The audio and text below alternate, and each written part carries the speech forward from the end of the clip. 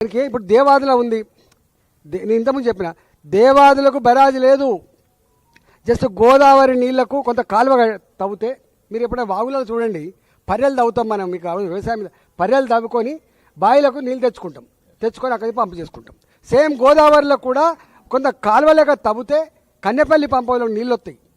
ఇన్ని నీళ్ళు లేకపోయినా కూడా ఇప్పుడు ఉన్న పరిస్థితి ఏంటంటే, ఈ 90,000 క్యూసెక్ల నీళ్లు, ATMs నీళ్లు వచ్చి సహజంగా ఫ్లో అవుతున్నా కూడా కాలువ తవ్వకపోయినా కట్ట వేయకపోయినా సహజంగానే పంపులు మునుగుతున్నాయి కాబట్టి అంటున్నాం మేము.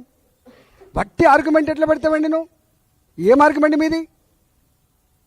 ప్రజలకు తెలివి ఉందనే ఆలోచించాలి కదా మీరు.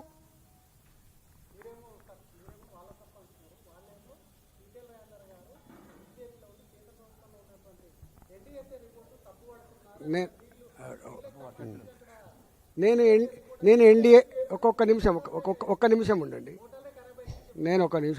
మోటార్లు ఖరాబ్ అయితే రిపేర్ చేయి. NDSA ఏం చెప్పిందో నేను దాన్ని కాంట్రాక్ట్ చేస్తలేను.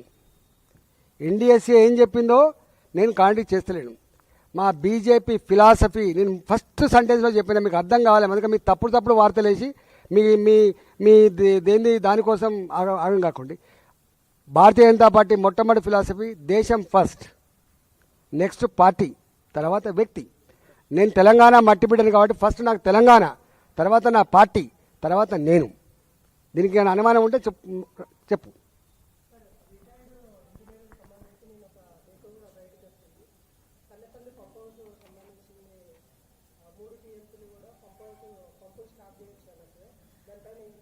యాక్చువల్గా అది 2 TMCల కోసం 3 TMCల కోసం ప్లాన్ చేయబడ్డది.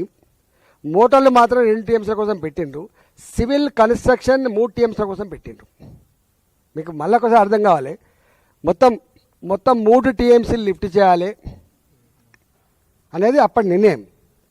కానీ మళ్ళీ నీటిలో మునిగి మళ్ళీ పని చేయాలి, సివిల్ కన్స్ట్రక్షన్ చేయాలంటే కష్టమవుతుంది, కాస్ట్ ఎక్కువ అవుతుంది. కాబట్టి సివిల్ కన్స్ట్రక్షన్ మాత్రం 3 TMCల కోసం చేసి పంపులు మోటార్లు మాత్రం 2 TMCల కోసం పెట్టిండ్రు.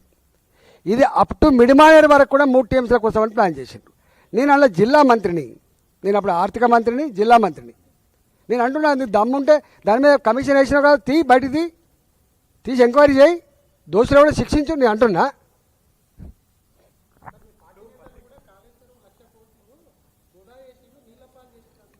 నేను దాని గురించి నేను 1,00,000 కోట్లు వృధా చేసిన గురించి నేను ఒకటే చెప్తున్నా. దాంట్లో ఎంత కరప్షన్ ఏందో లెక్కతి, ఎవడో బాధ్యత లెక్కతి, అరెస్ట్ చేయి, పనిష్మెంట్ ఇవ్వు. నేను దాని గురించి మాట్లాడుతున్నాను కదా. ఇప్పుడు ఉన్నది కదా, నీకు ఇష్టం ఉన్నా లేకపోయినా, అరే ఒకటి నీకు అర్థమైతే లేదు. నువ్వు చాలా సంకుచితంగా ఆలోచించి మాట్లాడుతున్నావు. నేను అంటున్నా 1,00,000 కోట్లు ఖర్చు పెట్టి చేసినా అంటున్నాను. ఇప్పుడు నీకు మొత్తం కాళేశ్వరం ప్రాజెక్ట్ అంటే 2, ఒక లక్ష్మీ బరాజ్ కాదు కదా. లక్ష్మీ బరాజ్ ఉన్నది, అంత అన్నారం ఉన్నది, సుందిల్ల ఉన్నది, మిడిమానేరు ఉన్నది, ఒక అనంత సాగర్ ఉన్నది, ఒక రంగనాయక సాగర్ ఉన్నది, ఆ పైన మల్లన్న సాగర్ ఉన్నది, ఆ పైన కొండపోచమ్మ సాగర్ ఉన్నది, అక్కడి నుంచి బస్వాపురం ఉన్నది. గిన్నున్నాయి బాబు, 100 కిలోమీటర్ల కాలువలు ఉన్నాయి. ఏమర్థం చేసుకుంటారు మీరు? 1,00,000 కోట్లు ఖర్చు పెడితే 1,00,000 కోట్లు తిన్నానని చెప్పి వాళ్ళు అనగానే నేను అవును నిజమే తిన్నానని మాట్లాడాను. నేను ఏమన్నా జ్ఞానం ఉందా? 1,00,000 కోట్లు ఇప్పుడు రేపు నువ్వు మూసితే ఎత్తున్నావు, 1,00,000 కోట్లకు ఎస్టిమేట్ ఎత్తాడు. 1,00,000 కోట్లు తిన్నానని చెప్పి ఆరోపణ చేస్తే 1,00,000 కోట్లు తిన్నట్ట? ఎంత బ్యాడ్ అండి ఇది. ఇంత నీచంగా ఉంటారా? బదనాం చేయి, కానీ గిట్లా చేస్తే ప్రజలు హర్షిస్తారు అనుకుంటే మాత్రం మూర్ఖత్వం అయితే గుర్తుపెట్టుకో. ఇవాళ కాళేశ్వరం ప్రాజెక్టు కొన్ని 100 TMCల రిజర్వాయర్లు, కొన్ని 100 కిలోమీటర్ల పైప్ లైన్లు, కొన్ని 100 కిలోమీటర్ల కాలువలు, 10ల సంఖ్యలో టన్నల్స్, మోటార్లు, పంపులు, కొన్ని పెద్ద టవర్లు, ఎలక్ట్రిసిటీ టవర్లు, పెద్ద లైన్లు అనేకం ఉన్నాయి కదా. దాన్ని వాడుకోరాదు. నువ్వు బదనాం చేసి ఎత్తి కానీ వాడుకోరాదు.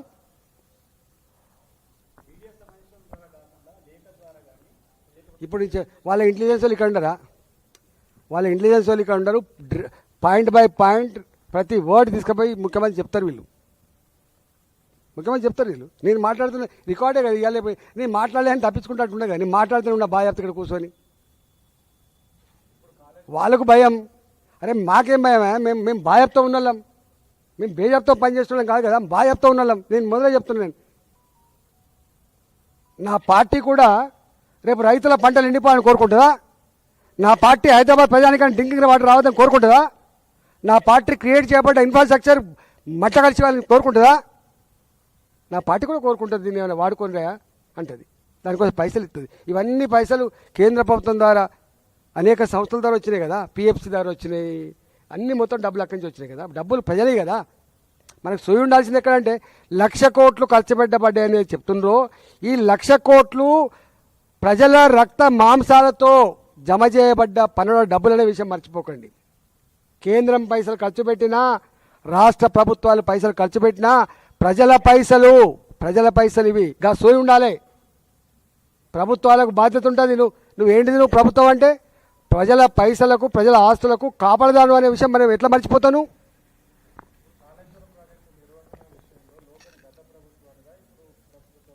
నేను అంటున్నా, లోపం ఉంటే వాళ్ళకి పనిష్మెంట్ ఇవ్వ అంటున్నా. ఆ ఇంజనీర్లను తీసుకుపోయి జైల్లో పెట్టు, ఆ పాలకులను తీసుకుపోయి జైల్లో పెట్టు, దాన్ని రికవరీ చేయించు. మేము అంటున్నాం, మేము అంటలేం కదా.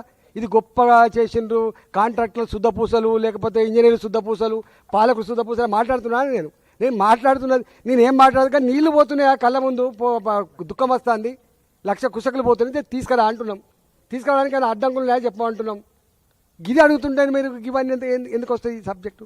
అవన్నీ అయిపోయాయి. కమిషన్ రిపోర్ట్ తీసుకుపోయి ఆడ పడేసే, ఏదో ఈడీకి ఇచ్చిరి, దేవరికో ఇచ్చిరి.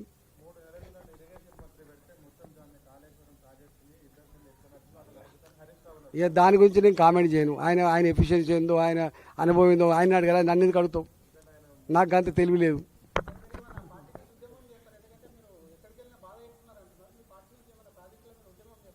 అన్ని ప్రజా సమస్యల మీద నిత్యం ప్రజలలో ఉంటూ నేను కొట్లాడటం కూడా నేనే, గుర్తుపెట్టుకో. ఎక్కడ ప్రజలను ఇబ్బంది పెట్టినా, ప్రజల కళ్ళలో నీళ్ళు వచ్చినా అక్కడ ఈటలో ఉంటాడు కదా, నీకు తెలియదా? అవగాహన ఉండాలి కదా. నువ్వు ఏ ఛానల్ కోసం పనిచేస్తున్నావో, దేనికోసం పనిచేస్తావో పక్క పెట్టి, కానీ మన మిత్రులం కదా. ఫస్ట్ ఆలోచించి, రాజేంద్రన్న ఏం కొట్లాడతాడు? రాజేంద్రన్న AK-47 తీసుకొచ్చి కంతకు పెట్టినా అరే గిదేరా అని చెప్పేటోడు ఈటలా, గుర్తుపెట్టుకో. నీకు ఐడియా ఉండాలి. నీకు ఎంతమంది ముఖ్యమంత్రితో కొట్లాడినా నేను గది నా నైజం, గుర్తుపెట్టుకో. రాజీ పడే ఈటల ధర్మం కోసం, న్యాయం కోసం, ప్రజల కోసం నిత్యం ఆరాటపడే బిడ్డ, దానికోసం దేంతగా తెగించే బిడ్డ ఈటల, గుర్తుపెట్టుకో.